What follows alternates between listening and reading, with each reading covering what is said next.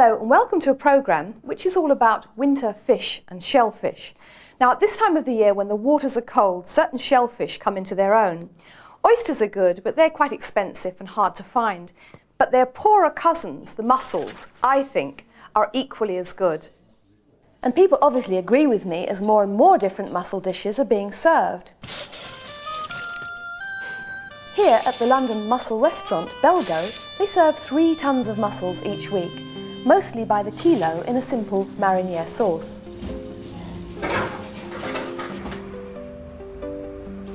The mussels are delivered daily, mostly from Poole in Dorset, though some come from Scotland and Wales. Then the thorough preparation takes place through the night. The smaller mussels are used for the kilo bowls and the larger set aside for the platters of open mussels. The bag or the suspect are thrown away. At the height of the lunchtime rush, the chefs get through a skip of mussels, which is about 100 kilos in an hour.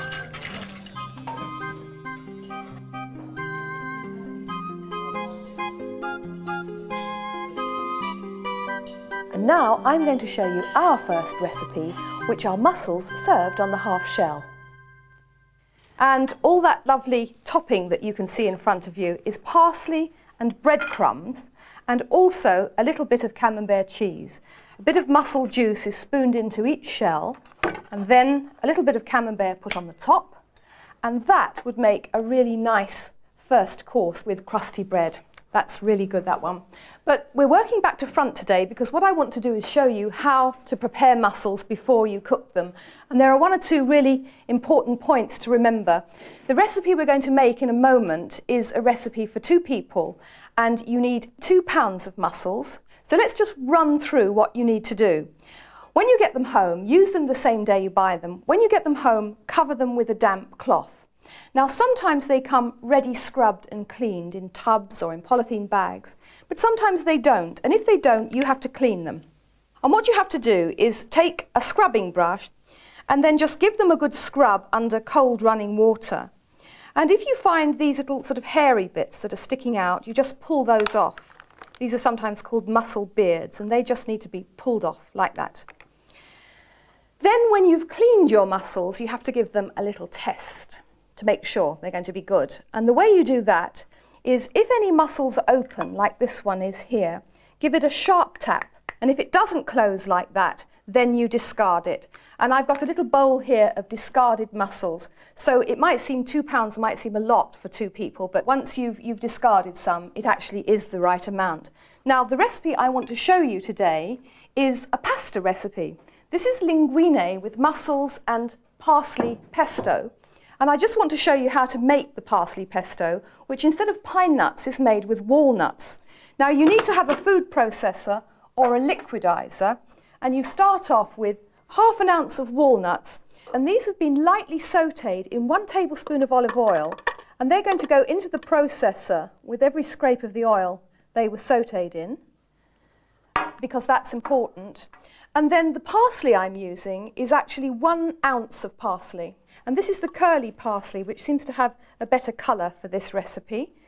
Then 1 clove of garlic, peeled, some salt, some freshly milled pepper, and then 1 more tablespoon of olive oil. 1 more tablespoon of olive oil. The olive oil is important because it's what's going to send everything whizzing around. Then put the top on the processor, switch on.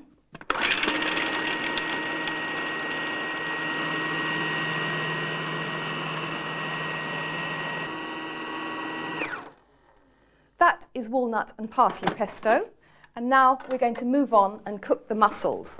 Now over here in my cooking pan, I've got a sautéed, finely chopped shallot, a finely chopped clove of garlic, and that's been sautéing in another tablespoon of olive oil. And I'm just going to add some seasoning to that, some salt and some freshly milled black pepper. And then I'm going to turn the heat right up now, and in go my mussels. So in they go, into the pan. Give them a stir around And then one more ingredient, and that is 6 fluid ounces of dry white wine. Then heat down to medium, put a tight lid on, and they will actually take only 5 minutes to cook.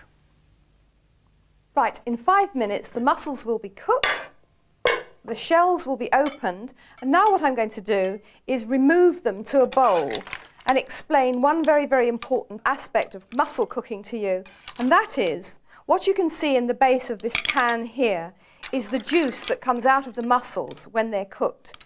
And believe me, I don't know of anything that gives you that lovely fresh flavour of the sea better than that wonderful mussel juice. And that's why I don't like buying mussels that are already cooked, because you don't get that lovely juice. Then once you've removed them to a plate, you can then take the mussels from their shells, keeping the juice. If there's any juice in there, just keep it, and just remove the mussels to a little bowl like that. They'll come off the shell quite easily. Half the shell will go, and then the mussel will just come off.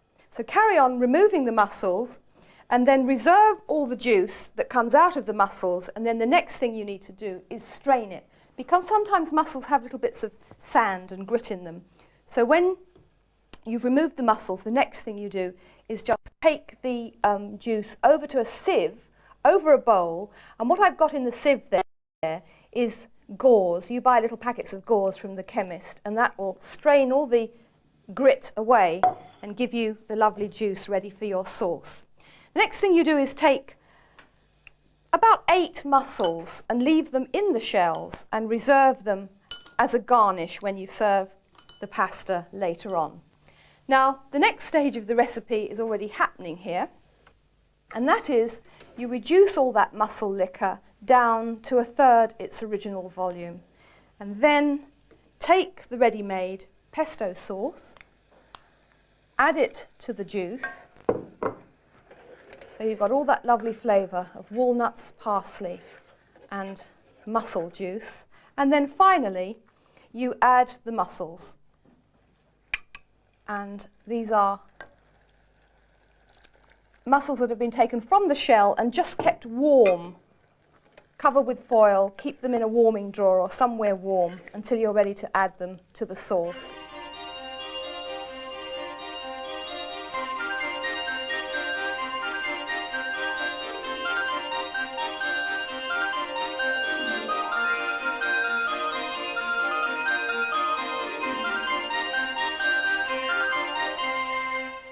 Now we're going to move on from one star of the sea to another, and this one is monkfish.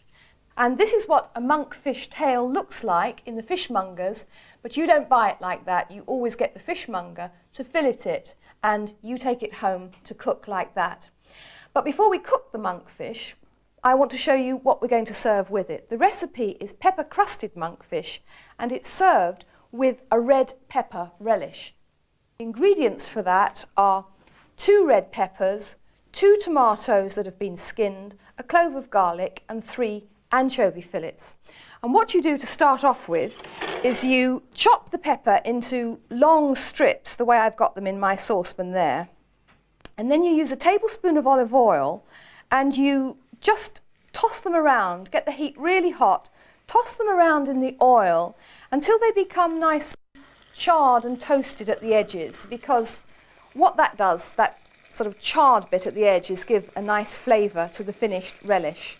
And then as soon as you've done that, as soon as they're all nicely toasted and softened a little bit, you add the other ingredients, which is the 3 anchovy fillets, chopped, 2 tomatoes, 1 clove of garlic. Stir that around. It's all very simple and very easy, and you don't have to skin the peppers. Remember, Shirley Conran said life is too short to stuff a mushroom, and I say life is too short to skin a pepper. So what you do then is put a lid on, turn the heat down, and let that cook for 25 minutes. Then, after 25 minutes, it's going to go into a food processor to be made into a puree. And here's the food processor waiting. So we'll just pile it all in. and then put the lid on and give it a sharp burst.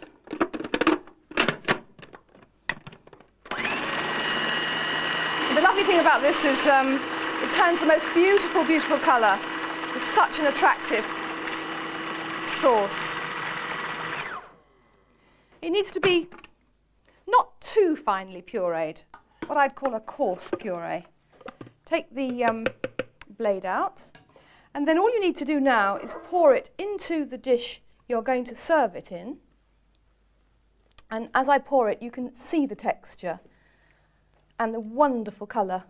And I'm very, very sorry that I can't share with you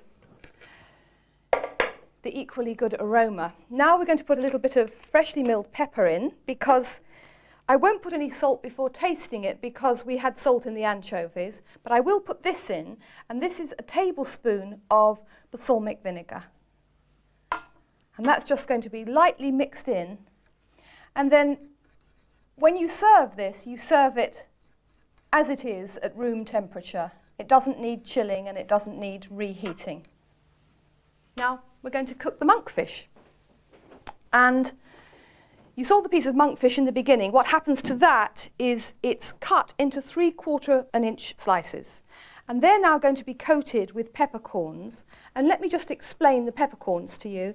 These are mixed peppercorns. They're green, black, pink and white peppercorns.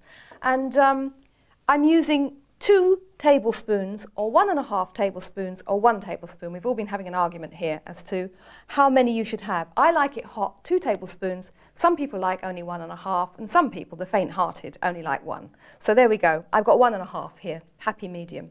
Now that goes into 2 heaped tablespoons of flour, which contains a teaspoon of salt as well. And you just mix the peppercorns. And what I didn't tell you was, of course, those peppercorns have been crushed coarsely. Mix that together, and then you just take the monkfish slices, little nuggets like that, and just coat it with the flour.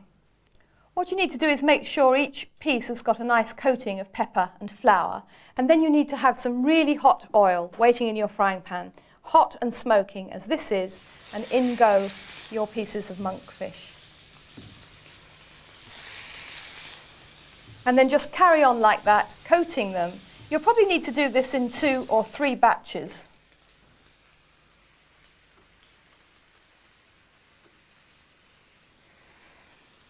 And then as you cook them, they need about 2 minutes each side. As you cook them, remove them to some kitchen paper to drain, and then just keep them warm while you continue cooking. If you've got a nice large frying pan, you should be able to do it in 2 batches. So we'll give those 2 minutes now, and then we'll have a look at the other side. Then after 2 minutes, just flip them over onto the other side. Then all they'll need then is another 2 minutes. So drain them, and then just sprinkle them with a little salt before you take them to the table. And here it is, the beautifully juicy pepper-crusted monkfish, served with a bright, vibrant red pepper relish. Not only looks good, but tastes divine. And here's another 5-star fish recipe. First, blend together anchovies, pitted black olives, sun-dried tomatoes, garlic, drained green peppercorns, drained capers, basil leaves, and some of the oil from the tomatoes. And that will make a sun-dried tomato tapenade. Now for the fish, you can either use tail ends of cod or haddock, weighing 6 to 7 ounces, dry them well, place folded on an oiled pan, then spoon the sauce on top. Now dip basil leaves in oil and use these as a garnish on top of the fish. Next add an olive before placing the whole lot in the oven, gas mark 3. Then leave it there for about 20 to 25 minutes, and what you have is roasted fish with sun-dried tomato tapenade, and what could be easier? Well, now the winter is really starting to get a grip, I think it's time to spoil yourself and think of comfort food. Time to pack away the limes and coriander leaves, think of England, and make a good old-fashioned classic parsley sauce, because I still think this is one of the greatest ever sauces to serve with fish. And what I'm going to do is, last week I showed you how to make a classic sauce where you add the milk bit by bit or the juice bit by bit to the butter and the flour. But today I want to show you how to make the cheats version, which is the all-in-one white sauce or bechamel sauce that we're going to put the parsley into. Now, you start off with 3/4 of a pint of milk to make the sauce. And what you have to do first of all is infuse the milk. So you put these ingredients in with it in a saucepan, a piece of onion, a bay leaf, a blade of mace, which is the outer casing of the nutmeg, some parsley stalks, some peppercorns and some salt. Bring it all up to just up to simmering point, very, very slowly on a low heat, and then pour it into a jug. And rule number one, if you're going to make an all-in-one sauce, rule number one is it's got to be absolutely cold. So you just let those flavours infuse in the milk, and it'll take about half an hour to 40 minutes to get completely cold. Then we're ready to make the sauce. So then we're going to strain it back into the saucepan, leaving all the flavourings behind because they've done their work now. Turn the heat up to medium, and then you add 1½ ounces of butter and 3/4 of an ounce of sifted plain flour. Now that all goes in at once because this is called an all-in-one sauce. And then you just go in with your whisk and begin to whisk the flour into the milk. And then as the butter melts, it'll blend with the flour and gradually disperse itself, blended with the flour, into the sauce and thicken it. You can see the butter now. It's beginning to melt. All you do is just keep on going with your whisk. Now, you can see that that's beginning to thicken, and it will have thickened sufficiently when it comes to boiling point. So I'll just take the whisk out now so that you can actually see it begin to bubble. There we are. Now the sauce is ready, except that you've got to just turn the heat right down low now, as low as it'll go, and let it cook for 5 minutes. Just let it simmer really, really gently. And if you can't get a gentle simmer, you should use a heat diffuser. And there we are. Here's your sauce. Here's your bechamel or white sauce. What we're going to do now is we're going to put some other ingredients into it. Just a little squeeze of lemon juice. About ½ a teaspoon that would be. And parsley. 4 heaped tablespoons of parsley. And then the finishing touch would be a tablespoon of cream. And I've just got single cream here. Now I'll just blend that in, and if you pour that into a serving jug, turn the heat out now, pour it into a serving jug, take it to the table and serve it. It's lovely with oven-baked salmon, with oven-baked cod steaks, or with any poached or steamed fish, and there we are. Don't forget to taste it, to check the seasoning. We're now going to pour that over some fish, and I want to show you the rest of the fish and shellfish collection. There's only one word to describe this recipe: wow! This is mackerel with a very special stuffing. For the filling, I've used ready-made fresh pesto sauce mixed with mashed potatoes and spring onions. The fish is then topped with breadcrumbs and some of the pesto, then it's oven-baked and served with a crisp salad. This is quite simply one of the best fish pies ever invented. It's called salmon kalibiak, and the crisp puff pastry encases a wonderful mixture of salmon, eggs, mushrooms and rice. This is another luxury fish pie, a mixture of white fish, scallops and prawns in a white wine sauce with a crisp cheese and potato rosti topping. This shallow fried fish has been coated in flour and grated Parmesan cheese, and it's served with a classic romesco sauce made with walnuts. Well, one recipe you didn't see there is the one I'm going to show you now, and this one's a recipe for smoked haddock. It's smoked haddock with a chive and butter sauce, and it's served on a bed of spinach. So first of all, I want to talk a little bit about cooking spinach. You can buy it in packs ready washed. If it's not ready washed, you need to wash it in several changes of cold water and then pat it dry with a tea towel. It shouldn't be too wet. And don't be afraid of the amount of spinach. This recipe has 2 pounds, this is 2 pounds, and it looks enormous. But when it's cooked, it collapses down. Now what you can hear is butter sizzling in a pan, and I've got 1 ounce of butter, and when the butter's foaming and really hot, as it is now, it's just about ready now, then all you do is you begin to pack the spinach in on top of the butter. The one thing it doesn't need, spinach, is any water, because it's actually full of water. So start to pile it in on top of the butter, keeping the heat fairly high. And what happens is, as the spinach goes in, it'll begin, the first leaves that went in will begin to collapse, and gradually it'll begin to collapse down. Is it all going to go in, you're thinking? Yes, it is all going to go in. And I'll just tell you the history of the recipe I'm going to show you now. It was something I ate one day in my favourite restaurant, Bibendum, in London. And I was so impressed with it that I asked Simon Hopkinson, the chef, if he could give me the recipe to share with all of you. He said yes. He'd actually just invented it the day I ate it. He's a very clever man, Simon Hopkinson. And he's given me the recipe, and here it is. So you can see the spinach is going in perfectly all right. And when it's all in the pan, as it is now, what you can then do is just start turning it over and taking the bottom bits that have started to soften, as you can see here, bringing those to the top. We'll just get another spoon.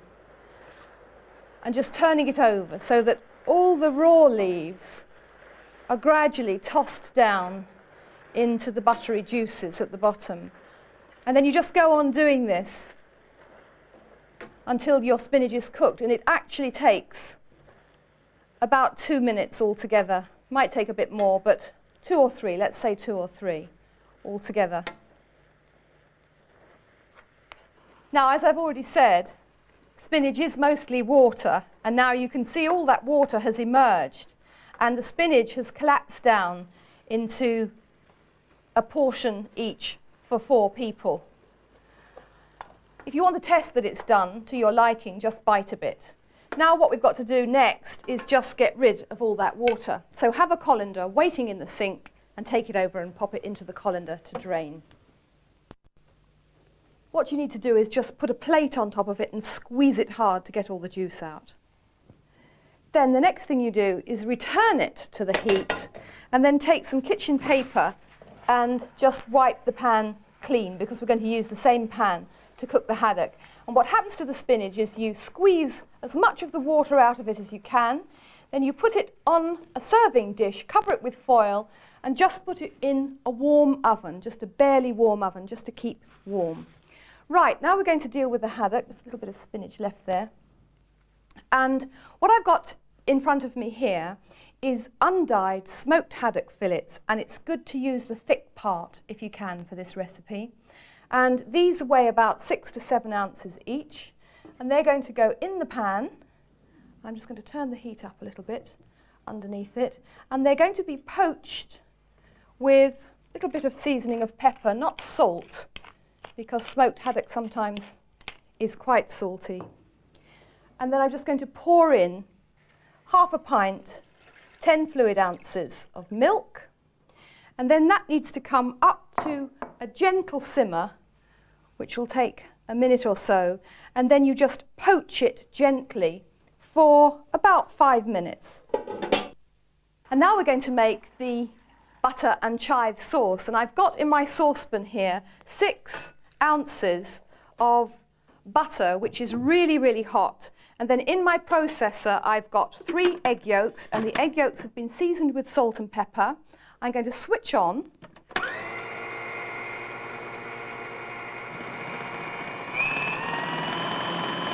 And then I'm going to pour the butter in really, really slowly.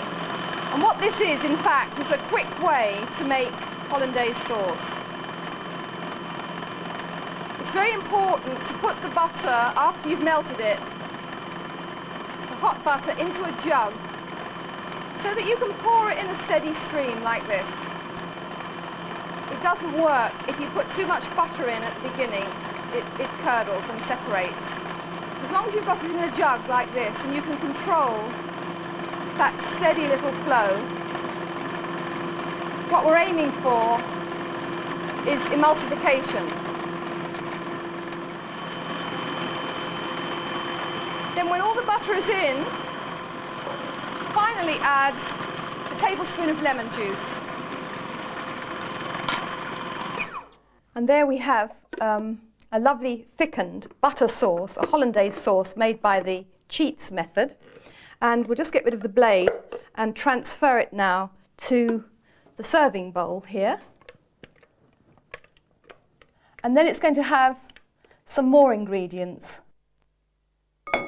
Now that's too thick to serve as a sauce, so what we're now going to do is we're going to take it over here, change places with that bowl, and take the lid off the pan containing the smoked haddock milk and loosen it up by using some of this juice here.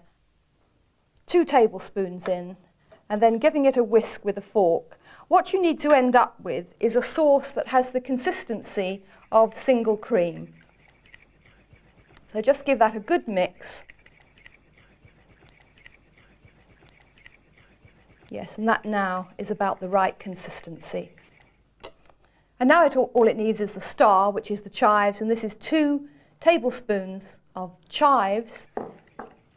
And then the sauce is now ready. You transfer the haddock onto a bed of spinach, pour the sauce over it, and the hot haddock will